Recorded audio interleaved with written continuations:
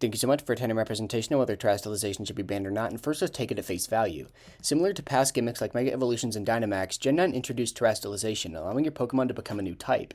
Terra is good on every Pokemon in the game, but is inherently stronger offensively. The new stab is great, however, even more important is how it interacts with strong, frail Mons.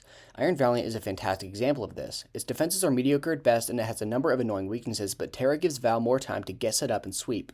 Of course, the mechanic sees a ton of use on bulky Pokemon, notably Garganacl and Gliscor. There are three primary opinions about Terra in singles, and today I'm going to go over the main arguments for all of them. The first is the most straightforward: keep it legal. Terastallization has been allowed for the entirety of Scarlet and Violet, why change it now? Unlike Dynamax, which was banned in Gen 8, Terra has a much higher skill ceiling. There are actual downsides this time. A mistimed Terra can leave your Pokemon weak to completely new moves and statuses. Maybe you changed your Dragapult into a Steel type to resist Moonblast, but now the opposing Scarf Landorus completely shuts you down. Terastallization also lets many formerly bad Pokemon gain solid rolls on OU. The biggest benefactors are setup sweepers, who can shed their shitty typings and resist their checks.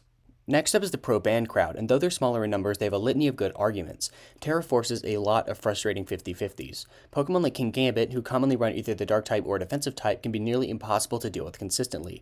One mistimed attack against these assholes can lose you the entire game as they boost up and rip your team apart. This is surprisingly common, even among the best of the best.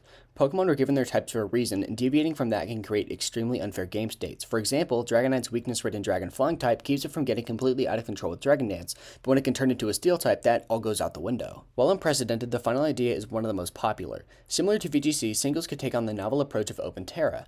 With the ability to look at your opponent's Terastallization options beforehand, playing around common abusers becomes more reasonable.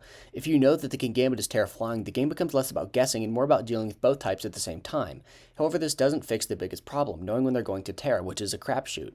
You still have to deal with those 50-50 situations all the time.